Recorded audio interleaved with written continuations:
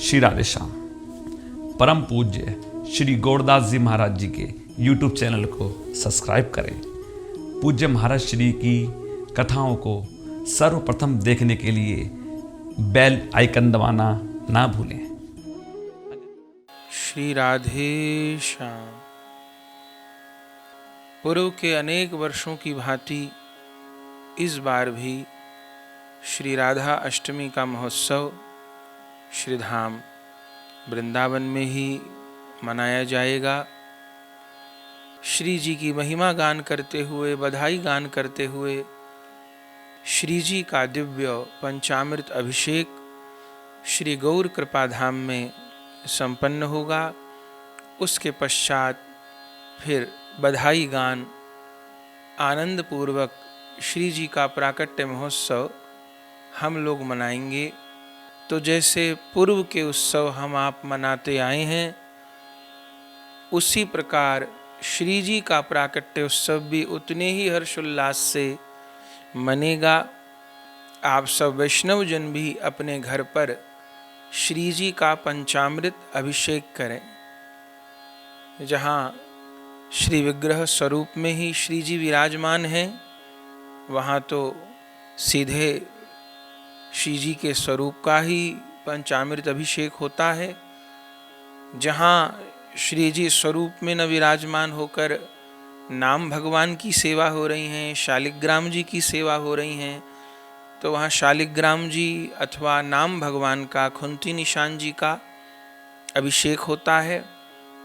और जहाँ केवल चित्रपट सेवा विराजमान है, वहाँ पर भी प्रिया प्रियतम के दिव्य चित्रपट स्वरूप के आगे एक थाल विराजमान करके, जो अपने यहाँ की विधि है षटकोण अंकित करके और चंदन से श्री राधा नाम लिख करके चित्रपट स्वरूप को दिखाते हुए उन नाम भगवान का अभिषेक जिनके यहाँ चित्रपट सेवा विराजती हैं वे भक्तजन कर सकते हैं।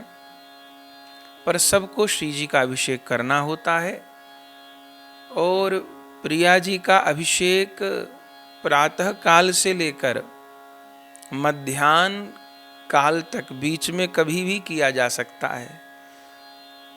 चूँकि शास्त्रों में तो प्रिया जी का प्राकट्य मध्याह्न में ही माना गया है, दोपहर 12 बजे माना गया है। तो श्री गोविंद देव जी में, श्री मदन मोहन जी में, श्री श्याम सुंदर जी में, श्री राधा दामोदर जी में और श्री अयोध्या धाम में भी सब जगह मध्याह्न में ही श्री जी का अभिषेक होता है। पर श्री जी की प्राकट्य विहार स्थली श्री रावल में, श्री बरसाना धाम में प्रातःकाल श्री जी का अभिषेक होता है। क्योंकि जिस कल्प में श्री जी यमुना जी से कमल से प्रकट हुई हैं, तो उस समय श्री जी का प्रातः काल प्राकट्य माना है। कल्प भेद से सारी लीला ही परम सत्य है। तो भले भोर में, भले पूर्वाहन में, भले मध्याह्न तक भी श्री जी का अभिषेक संभव है। तो सब श्री जी का अपने घर पर अभिषेक करें।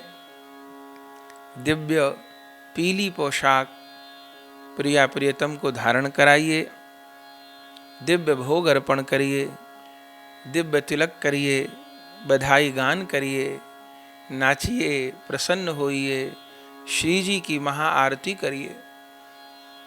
और अपने श्रीमन महाप्रभु जी की परंपरा में जिस प्रकार श्री कृष्ण जन्माष्टमी का व्रत रहता है, उसी प्रकार श्री राधा अष्टमी का भी व्रत रहता है।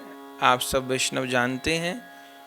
तो श्री कृष्ण जन्माष्टमी की तरह ही श्री राधा अष्टमी का व्रत भी समस्त वैष्णव जनों को करना है। चूँकि उपासना ब्रज परिकर के अनुगत्य में है, जन्माष्टमी का व्रत भी क्यों? क्योंकि ब्रजवासी ठाकुर जी पधारेंगे, ठाकुर जी पधारेंगे, ठाकुर जी पधारेंगे, इस आशा में कुछ खाए पिए नहीं, ठाकुर जी की प्रतीक्षा में दिन बीत गया। और फिर जब प्रभु का प्राकट्य हो गया, तब नंदोत्सव मनाते, नाचते गाते सबने पारण किया। ऐसी ही लीला राधा अष्टमी पर भी हुई। तो उपासना स्वच्छंद नहीं होती, स्वतंत्र नहीं होती। ब्रज विहारी को पाना है, ब्रज विहारिणी को पाना है, तो ब्रज परिकर ही हम लोगों के लिए परम आदर्श हैं। तो जो रीति हमारे वृंदावन रसिकाचार्यों ने, श्री रूप सनातन गोस्वामी पाद, षड गोस्वामी पाद ने बताई है, और जो पथ हमको हमारे गुरुजनों ने दिखाया है, उसी पथ पर चलकर श्री जी के चरण कमलों को प्राप्त करना है। तो श्री कृष्ण जन्माष्टमी की तरह श्री राधा अष्टमी पर भी व्रत का पालन करते हुए खूब दिव्य रूप से श्री जी का आप अभिषेक करें, और सीधा प्रसारण तो होता ही रहेगा YouTube चैनल पर। खूब आनंद प्राप्त करें। पूर्व में ही आपको बार बार श्री बलराम जी के आविर्भाव दिवस की, श्री ललिता सखी जी के आविर्भाव दिवस की, प्राण वल्लभा स्वामिनी श्री राधिका जी के आविर्भाव दिवस की, और फिर आगे श्री वामन भगवान के आविर्भाव महोत्सव की बहुत बहुत बधाई है, बधाई है, बधाई है। प्रेम से कहिए जय जय श्री राधे श्याम। प्रिय भगवत प्रेमियों, अगर यह वीडियो आपको पसंद आई तो इसको लाइक कीजिए और अधिक से अधिक शेयर कीजिए। श्री राधे श्याम। परम पूज्य श्री गौरदास जी महाराज जी के YouTube चैनल को सब्सक्राइब करें। पूज्य महाराज श्री की कथाओं को सर्वप्रथम देखने के लिए बेल आइकन दबाना ना भूलें।